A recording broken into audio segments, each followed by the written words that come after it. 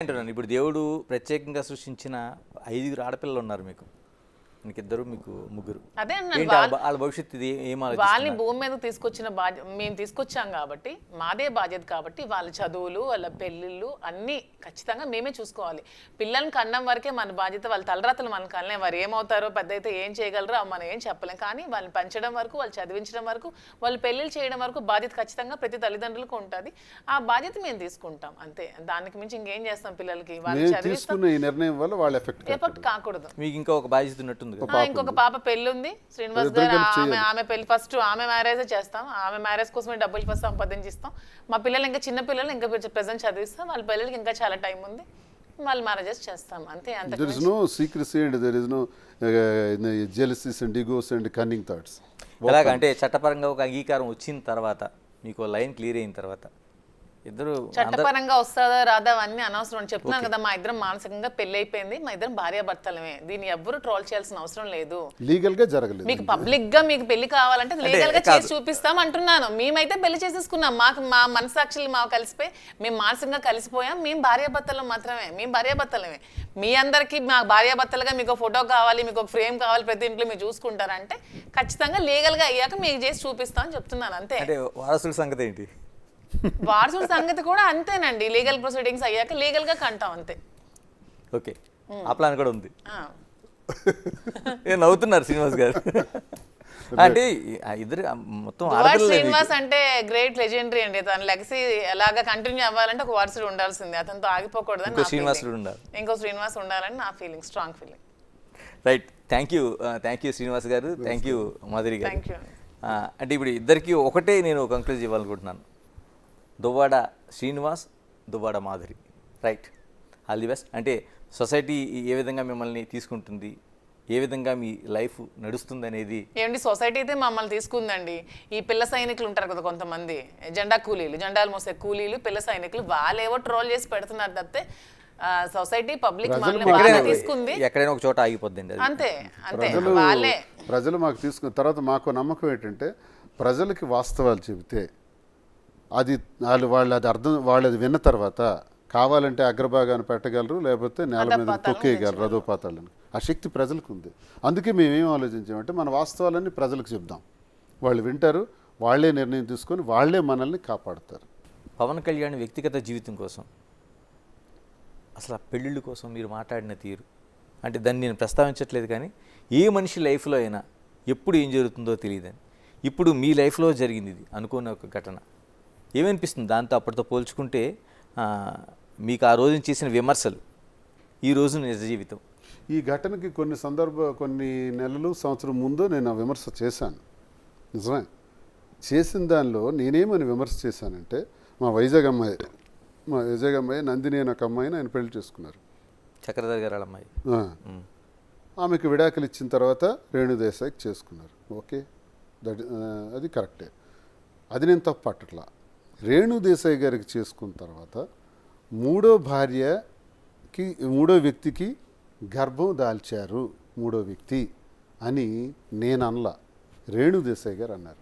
రేణుదేశాయి గారు చాలాసార్లు ఈ విషయం బాధపడేటప్పుడు రేణుదేశాయి గారు పవన్ కళ్యాణ్ భార్యను కూడా చూడకుండా ట్రోల్ చేశారు. ఎవరు? ఈ జనసేన పిచ్చోళ్లే విపరీతంగా ఆవిడని కూడా ట్రోల్ చేసి పడేసినారు. ఆవిడ నన్ను క్షమించండి, నేను ఈ మాట నేను అడిగినందుకు క్షమించండి అని చాలాసార్లు ఆవిడ ప్రాధాయపడి రిక్వెస్ట్ చేశారు కూడా. అంతగా ట్రోల్ చేశారు. వాళ్ళకి ఇది ఉండదు, కామన్ సెన్స్ ఉండదు. సో అది నేను ప్రశ్నించాను, మరి అది నేరం కాదా? ఎప్పుడైతే మూడో స్త్రీతో గర్భం దాల్చారో ఆ తర్వాత కొద్ది రోజుల తర్వాత ఇది జరిగింది. ఈ రెండో భార్యతో విడాకులు అనేది జరిగింది. ఆ తర్వాత ఇప్పుడు మూడో భార్యకి పెళ్లి చేసుకున్నారు అన్నది ఇప్పుడు చేసుకోవచ్చు, నేను కాదనట్లే. ఈ విషయాన్ని నేను అడిగాను. అయితే మరి మీరు ఇన్ని అన్నారు కదా, మీ జీవితంలో ఎలా జరిగింది కదా అంటే, నా జీవితంలో జరిగింది ప్రతి ఒక్కటి చెప్పాను ప్రజలకి. పవన్ కళ్యాణ్ చెప్పగలిగాడు, చేసుకుంటూ పోయాడు. ఆయన ఒకటోది, నెంబర్ 2, నెంబర్ 3 చేసుకుంటూ పోతే వాళ్ళ ఆరోపణల వల్ల మనకు తెలిసింది, వాళ్ళు ఒకరికొకళ్ళు మాట్లాడుకోవటం వల్ల తెలిసింది. నాది అలా కాదే, నా పైన ఎవరు ఆరోపణ చేయలేదు, నేనే చెప్పా. నా మొదటి జీవితం ఇది, నా రెండో జీవితం ఇది, నేను ఇలా చేస్తున్నాను అని ఎప్పుడు చెప్పాను? గొడవ జరుగుతున్న మొదటి రోజే చెప్పాను. ఎక్కడ అబద్ధం ఆడలేదే. ఆయనకి నాకు డిఫరెన్స్ ఉంది కదా, నేను వాస్తవాలు చెప్పాను కదా. ఆయన చెప్పలేకపోయారు కదా.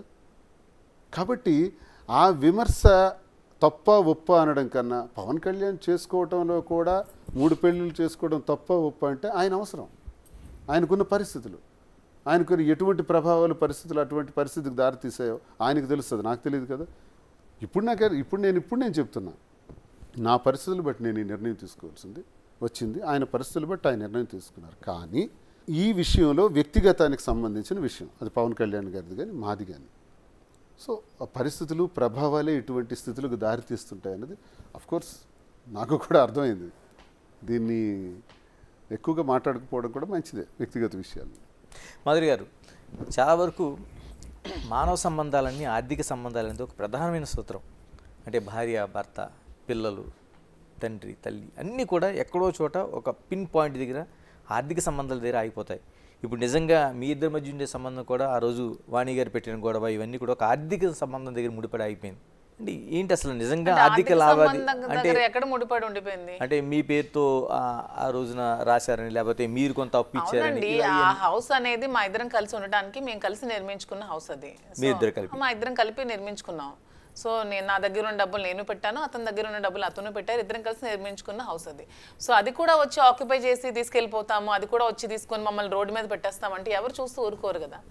సో మీరు అన్నట్టు ప్రపంచం అంతా సంబంధాలను ఆర్థిక సంబంధం అవ్వచ్చు, కానీ మాధురి దువ్వాడ శ్రీనివాస్ది ఆర్థిక సంబంధం కాదు, అది మానసికమైన సంబంధం మాత్రమే. 100% ఆర్థిక సంబంధం మా ఇద్దరిది కాదు. వాణి గారు చెప్పినంత స్ట్రైట్గా మీరు ఎందుకు చెప్పలేకపోయారండి? మా ఇద్దరం కలిపి ఉండటం కోసం ఒక ఇల్లుని కట్టుకుంటున్నాం, మేము ఉండాలనుకుంటున్నాం అని అమ్మాయి ఎంత స్ట్రైట్గా చెప్పదలుచుకున్నప్పుడు ఎందుకు దువ్వాడ శ్రీనివాసు ఎందుకు చెప్పలేకపోయారు? అంటే తన ఇంటి దగ్గరికి రావటమే మొదటి రోజే పిల్లల్ని కలవటానికి, తండ్రిని కలవటానికి పిల్లలు వచ్చారు అని చెప్పింది. పిల్లలు కలవటానికి అలా రావటం ఏంటి? మీడియా ఎందుకు పిల్లలు కలవటానికి? కారాలు, నిచ్చెన్లు, రాడ్స్ ఇవన్నీ ఎందుకు? ఒక ప్లాంట్గా వచ్చింది. రెండో రోజు అలాగే వచ్చి డోర్లన్నీ విరగ్గొట్టి లోపల ఎంటర్ అవడానికి వచ్చారు. మూడో రోజు, నాలుగో రోజు టెక్కల్లో నువ్వు ఉండకూడదు, ఇంకెక్కడికైనా పోవాలి, ఎమ్మెల్సీగా ఉండకూడదు, రాజీనామా చేయాలి, లేనిపోని మాటలంటూ ఆడే అర్థం పర్థం లేని మాట్లాడారు. లాస్ట్గా ఆమె ఏం చెప్పారంటే, ఇంటిలోకి నేను ఎలాగైనా వస్తాను అని చెప్పారు. అప్పుడు ఇంటి సందర్భం వచ్చింది. ఈ ఇల్లు నాకు కావాలి అన్నది. ఇల్లు నీకు కావాలి అనుకునేటప్పుడు ఇల్లు నాది కాదు ఇది అంటే. నేను ఇంకోటి చెప్పాను, ఎప్పటికైనా నా తరం తర్వాత నేను అయిపోయిన తర్వాత పిల్లలకు వస్తుంది, ఎక్కడికి వెళ్ళిపోతుంది. కానీ మీరు అది అంతవరకు ఆగలేదే, ఆగకుండా ఇల్లు కూడా నాకు ఇచ్చేయాలి అనేటప్పుడు ఆ ఇల్లు కట్టడంలో తన భాగస్వామ్యం కూడా ఉంది. కాబట్టి నేను ఆ ఇల్లు ఎలా ఇవ్వాలి? అప్పు తీర్చేనే ఇవ్వాలి, ఆ అమ్మాయికి డబ్బులు మళ్ళీ నేను అందించి రిజిస్ట్రేషన్ చేయాలి. అలాంటి పరిస్థితుల్లో నేను రిజిస్ట్రేషన్ చేయలేను. కాబట్టి ఉన్న ఆస్తులన్నీ చేసేస్తాను, ఇది ఒక్కటి మాత్రం నేను ఇవ్వలేను అని నేను చెప్పాను. వినలేదు. దానికోసమే గొడవ పెట్టారు. గొడవ పెట్టేటప్పుడు మరి ఇంకెందుకు, అప్పుడు డబ్బులు ఇచ్చే పరిస్థితి అదే లేదు కాబట్టి వెంటనే ట్రాన్స్ఫర్ చేసేసాను, మాధురి పేరుని ట్రాన్స్ఫర్ చేశాను. ఇది జరిగిన కథ. ఇప్పుడు అది నేను ఇవ్వకపోతే ఆమె పేరున మరి ఆ డబ్బులైనా ఇవ్వాలి కదా, లేదా వాణి అయినా ఇచ్చే డబ్బులు తీసుకోవాలి. తను చెప్పారు, నాకు 2 కోట్ల వరకు నేను ఇచ్చాను, శ్రీనివాస్ గారు తిరిగి ఇవ్వాలనే ఉద్దేశంతో నేను ఇవ్వలేదు, వాణి అయినా సరే నాకు డబ్బులు ఇచ్చి తీసుకోవచ్చు అని చెప్పారు. మరి ఎందుకు ఆ పని చేయలేదు ఆమె? మరి అప్పు ఎలా తీరుస్తాం ఆమెది? కాబట్టి ఇల్లు రాశాను. ఇలాగ జనాల నుంచి, పబ్లిక్ నుంచి, అంటే ఆ రోజున మొదట జరిగిన ఘటన దగ్గర నుంచి ఇప్పటివరకు చూసుకుంటే పబ్లిక్ యాక్సెప్టెన్సీ మీకు ఎలా ఉంది? అంటే ఆ రోజు నిజంగానే చాలా వరకు ఒక ఆశ్చర్యకరమైన విషయంగా చూశారు. అంటే శ్రీనివాస్ గారు ఏంటి, మాధురి గారు అనే ఒక ఆవిడతో సంబంధం ఏంటి అనేది ఒక పెద్ద చర్చ అన్నది. రాను ఏమనిపిస్తుంది మీకు? అంటే పెద్ద చర్చ నుంచి రాను జనాలు నిజాలు తెలుసుకోవడం స్టార్ట్ చేశారు. సో వాళ్ళు కూడా యాక్సెప్టెన్సీ ఉంది, మమ్మల్ని ఎక్కడికైనా చాలా ప్రేమతో ఆదరిస్తున్నారు. అసలు వాళ్ళ ఇంటి ఆడపిల్ల నన్ను చూసుకుంటున్నారు. నాకు కొన్ని దగ్గర నాకు కళ్ళు చెమర్చే సిచ్యువేషన్స్ కూడా నాకు ఎదురయ్యాయి. ఒకరోజు ఒక బ్యూటీ పార్లర్కి వెళ్తే ఫారెన్ నుంచి ఒక ఆవిడ వచ్చారు. అంటే ఆవిడ వైజాగ్ ఆవిడ, అక్కడ అడ్వకేట్ తను. నా కోసం ఒక 2 hours వెయిట్ చేసింది నన్ను కలవడానికి.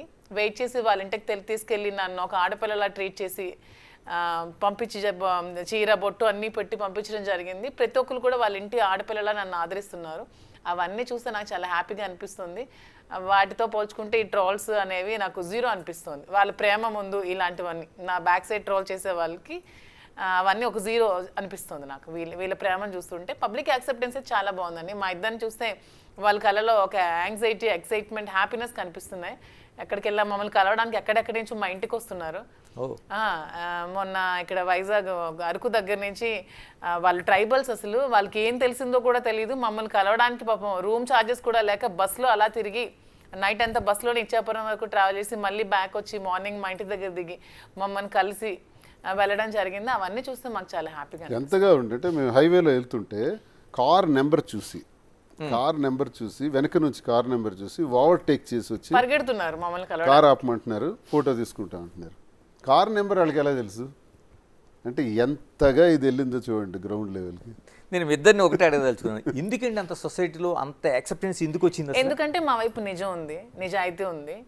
సో అందుకనే వాళ్ళు అంటే accept మీ చేస్తారు. ఇద్దరి వైపు నిజం అనేది ఎప్పటికైనా గెలుస్తుంది అనే దానికి మేమే ఎగ్జాంపుల్. నిజం గెలిచింది కాబట్టి వాళ్ళందరూ మమ్మల్ని యాక్సెప్ట్ చేశారు, మమ్మల్ని అలా ప్రేమగా చూసుకుంటున్నారు. మాలో నిజాయితీ లేకపోతే అలా చేసి ఉండేవాళ్ళు కాదు. సో మాలో నిజాయితీ ఉంది కాబట్టి ప్రజలు కూడా మమ్మల్ని యాక్సెప్ట్ చేశారు, అంతే విధంగా ఆదరిస్తున్నారు. సో వాళ్ళందరికీ మేము టెక్కలి నియోజకవర్గం ప్రజలకు ఎప్పుడో ఎప్పుడో తెలుసు తెలుసు. మా ఈ నియోజకవర్గం రెండు రాష్ట్రాలకి ప్రజలందరికీ ఇప్పుడు తెలుస్తుంది. ఇది బయట మీకు తెలియటం లేట్ కానీ మా స్థానిక ప్రజలందరికీ తెలుసు.